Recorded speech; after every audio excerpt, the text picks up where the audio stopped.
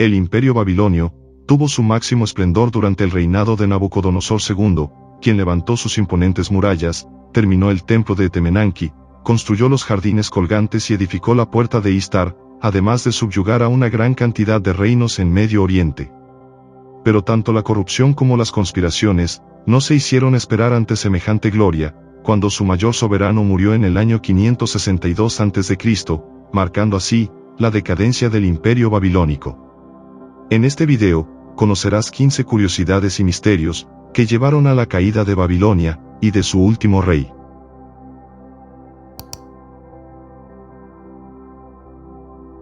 Los 6 años de conspiración y muerte en el reino. Luego de la muerte de Nabucodonosor, le sucedió en el trono su hijo Evil-Merodach, que reinó solo 2 años entre el 562 y 560. De acuerdo con el libro bíblico de los Reyes, perdonó y liberó al rey Joaquín de Judá, que había estado prisionero en Babilonia durante 37 años, pero no regresó a Jerusalén, sino que murió en la capital caldea. Supuestamente, debido a que Evil-Merodach intentó modificar las políticas de su padre, fue asesinado por su cuñado, que se hizo llamar Nabuzaradán. Este gobernante parece haber sido más estable, realizando una serie de obras públicas, restaurando templos, palacios y otras construcciones como muelles y canales. Dirigió una campaña militar exitosa contra las sublevaciones que había en el reino. Luego de 4 años murió, y fue sucedido por su hijo Labasi-Marduk, que tan solo era un niño en el año 556. Lo terrible para este personaje es que fue asesinado en una conspiración 9 meses después de su toma de posesión, tras lo que Nabonido fue elegido como el nuevo rey, y hasta donde se sabe el último de la dinastía. Su vida antes de ser rey.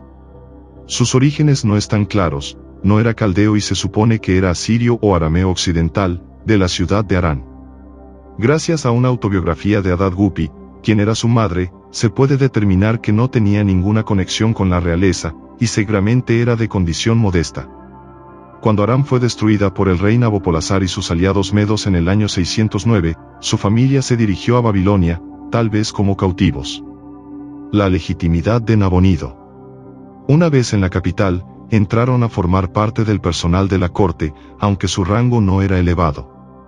El relato de la madre nos dice que presentó a su hijo en la corte, y que éste sirvió al rey Nabucodonosor, aunque no sabemos qué puesto tuvo. De hecho, en las inscripciones del propio Nabonido ni siquiera parece importarle. Ocupó el trono entre el año 556 y el 539 a.C., y su legitimidad pudo darse por su casamiento con la princesa Nitocris, una de las hijas de Nabucodonosor. El descubrimiento de Nabonido. El rey lanzaría campañas militares exitosas contra el reino de Edom, para luego partir a los desiertos del noroeste de Arabia en el año 540. Durante ese tiempo restauró el templo de Istar en Akkad, y el templo de Babar en la ciudad de Sipar, que quedaba a unos 60 kilómetros al norte de Babilonia. De manera que en su 3er año de reinado, pudo dedicar una tiara al dios del sol, según las antiguas costumbres.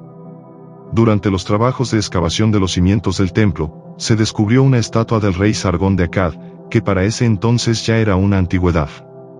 Nabonido hizo colocar esta estatua en el templo de Babar, y ordenó que se le rindiera culto como si fuera la imagen de un dios.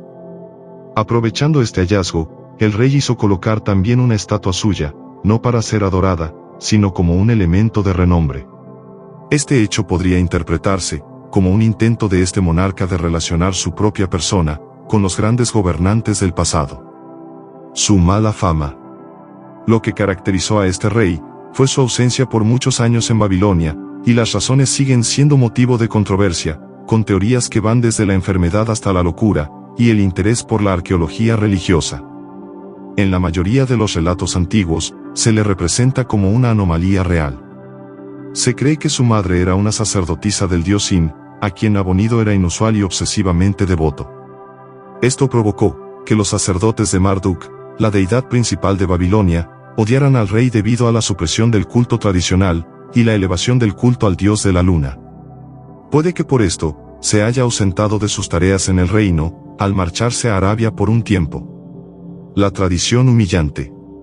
La fiesta de Año Nuevo en la ciudad caldea, requería que el rey al 5.º día de la celebración, se sometiera al dios Marduk en presencia del sumo sacerdote, quien lo despojaría temporalmente de su corona e insignias reales, devolviéndosela solo después de que pidiera perdón y recibiera una bofetada.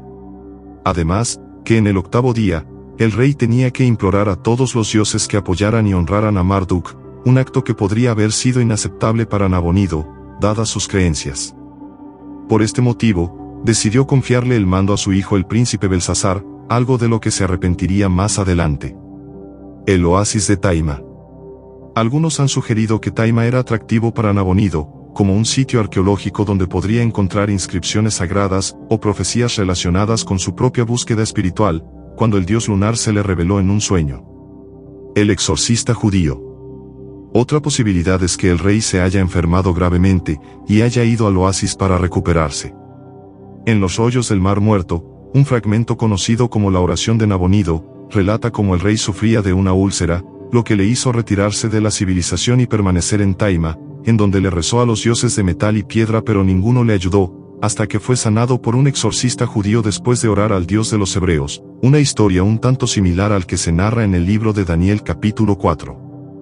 Ahora se sabe, que durante su estancia adornó el oasis con un complejo real, la mayor parte del cual ha salido a la luz durante excavaciones recientes. Una nueva amenaza. Luego de 10 años, Nabonido regresó a la capital caldea, para organizar a sus ejércitos contra las fuerzas ascendentes de un nuevo jefe, que llegó al Principado de Persia, vasallo del reino medo de quienes se declaró independiente en el año 559 a.C. Se hizo llamar Ciro el Grande, le declaró la guerra a los medos, y posteriormente los derrotó en el 550, convirtiéndose así en el nuevo monarca de toda la región. La fortaleza de Taima.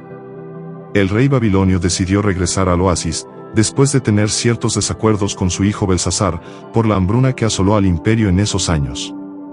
Ya en el oasis, ordenó rodear esta región con murallas e hizo construir un palacio, probablemente por el temor de que los persas ocuparan Siria, y cortaran las rutas comerciales de Babilonia hacia el norte.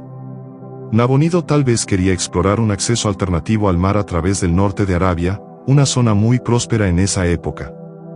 Pero hay quienes piensan que el rey estaba edificando una nueva fortaleza, porque convirtió varios templos en santuarios dedicados al dios lunar al igual que estelas, en busca de su favor ante la inminente guerra. La hija de Nabonido.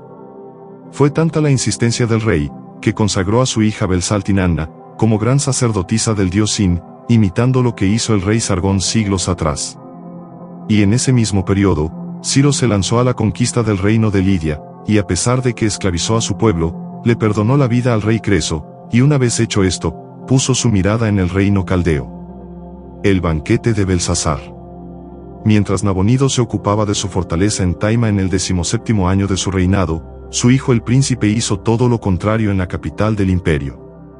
De acuerdo a Heródoto, la Ciropedia y la tradición hebrea, Belsasar organizó un gran festín para honrar a los dioses de Babilonia durante la fiesta de primavera del año 539, pero llegó a un punto de desenfreno, que lo hizo traer a la corte varios objetos sagrados de los pueblos conquistados por su abuelo Nabucodonosor, seguramente para profanarlos, entre los que estaban los utensilios del templo de Jerusalén.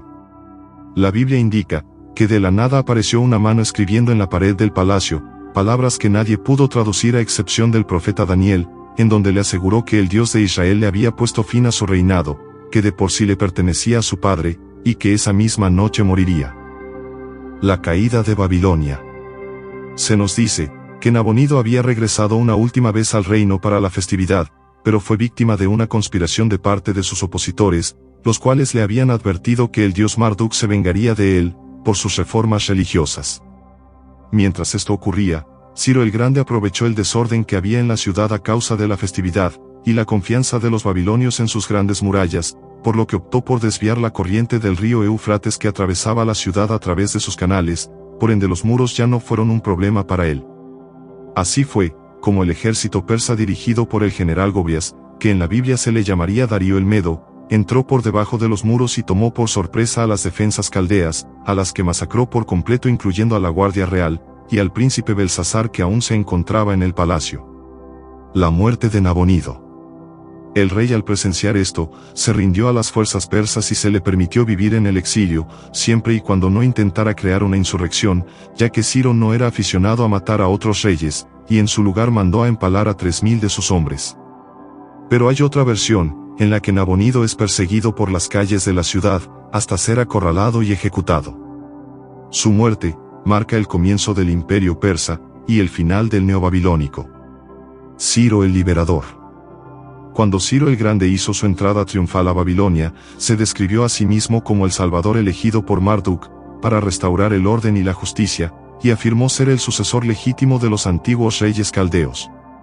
La política de Ciro, de devolver los artefactos religiosos a sus santuarios de origen, pronto se extendió a las regiones occidentales del imperio, ya que permitió que los judíos regresaran a Jerusalén, con sus vasos sagrados, que profanó Belsasar, y comenzaran a reconstruir el templo, haciendo que los hebreos lo reconocieran como el libertador, del que se profetizó en Isaías 45 y Jeremías 25:11.